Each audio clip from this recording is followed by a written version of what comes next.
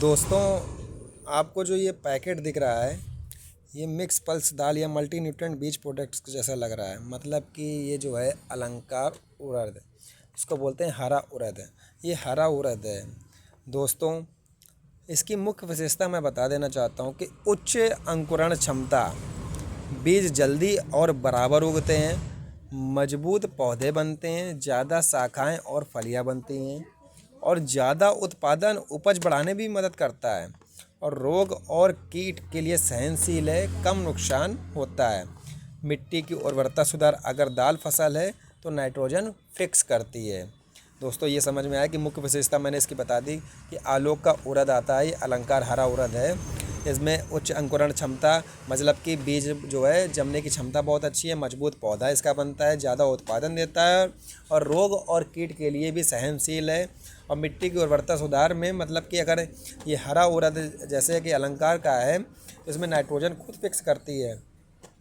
अब किसान के लिए मैं फ़ायदा बता दूं कि कम लागत में ज़्यादा उत्पादन देता है। ये पशुओं और इंसान दोनों के लिए उपयोगी है। अगर चारा प्लस दाल है, मिट्टी की सेहत सुधारती है, अगली फसल के लिए खेत तैयार करता है। दोस्तों ध्यान दीजिएगा, कम लागत में ज़्यादा उत्पादन है, मिट्टी की सेहत सुधारती है और अगली फसल के लिए खेत भी तैयार करता है।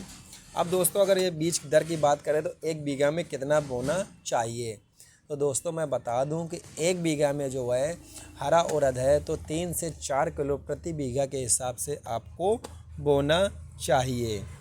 अब बुआई का तरीका मैं बता दूं कि अगर लाइन से बोना बेहतर है तो 25 से 30 सेंटीमीटर की दूरी और गहराई जो है 2 से 4 सेंटीमीटर की दूरी पर होनी चाहिए। और बीज को दवा ट्रीटमेंट करके ही बोएं। मतलब कि जो बीज होता है इसको कार्बेंडाजिम या मैंकोजेब 2 ग्राम प्रति किलो बीजा के हिसाब से उपचारित करके ही बोएं। पहली सिंचाई जो होती है वो हल्की होती है। अब देखिएगा, उड़द और मूंग है, जैसे कि चारा होता है तो पहली सिंचाई तो उसमें दे देते हैं, लेकिन अब हम लोग दलहन फसल अपनी दाल के लिए कर रहे हैं तो वहाँ पर क्या होता है कि आप पलेवा करके इसको बोइए, फिर 20 से 25 दिन में जब फूल आवे तब इसमें पानी दीजिए। लेकिन शुरुआती अवस्था में जब 4 से 5 दिन की हो जाए, 5 से 6 दिन की जब हो जाए कि 2-2 पत्ती की हो जाए उड़द, तो इसमें कीटनाशक दवा का ज़रूर छिड़काव करें, वरना कीड़े जो हैं मार्च और अप्रैल मई में इतना कीड़ा लगता है कि आप उड़द बचा नहीं पाएंगे। तो दोस्तों, वहाँ पर कीटनाशक दवा का छिड़काव ज़रूर करेगा इसमें। अब मैं बता देना चाहता हूँ कि अगर इसको बोना है तो 1 ट्राली प्रति बीघा के हिसाब से आप खाद डलवा देना। डीएपी या एनपीके ज़रूरत के हिसाब से 10 किलो बीघा के हिसाब से आप डलवा देना। दलहन फसल में अब ये उड़द है, इसको बोलते हैं दाल फसल। इसमें क्या है कि इसमें राइजोबियम कल्चर फ़ायदेमंद है। राइजोबियम कल्चर होता है जो फंगीसाइड को ख़त्म करता है, मान लें अन्य सारी चीज़ें जो होती हैं कि बीज को संशोधित करके उपचारित कर देता है। इसमें कोई रोग नहीं लगता है, ये सारी समस्याओं को ख़त्म कर देता है। अगर दाल फसल है तो 60 से 90 दिन में तैयार हो जाती है।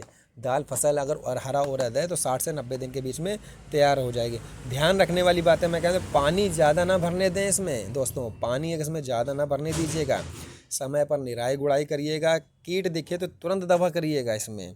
तो दोस्तों, मैं बता देना चाहता हूँ कि आलोक सीड्स का अलंकार आता है उड़द अलंकार हरा, 1 बीघा में जो है 3 से 4 किलो के प्रति बीघा के हिसाब से बोइए। और मैं चाहता हूँ कि खेत में अगर अच्छी देखभाल करेंगे, समय से पानी देंगे, कीटनाशक दवा डालेंगे, फल फूल की दवा अच्छी डालेंगे, तो दोस्तों मैं दावे से कह सकता हूँ कि आप 2 से 3 कुंटल, 3 कुंटल के ऊपर ही तक भी उड़द आप 1 बीघा में निकाल सकते हैं। लेकिन खेत में सावधानियाँ बरतनी ज़रूरी है। ज़्यादा पानी का भराव ना होने दें और कीटनाशक का दवा का अच्छे से छिड़काव करेंगे दोस्तों।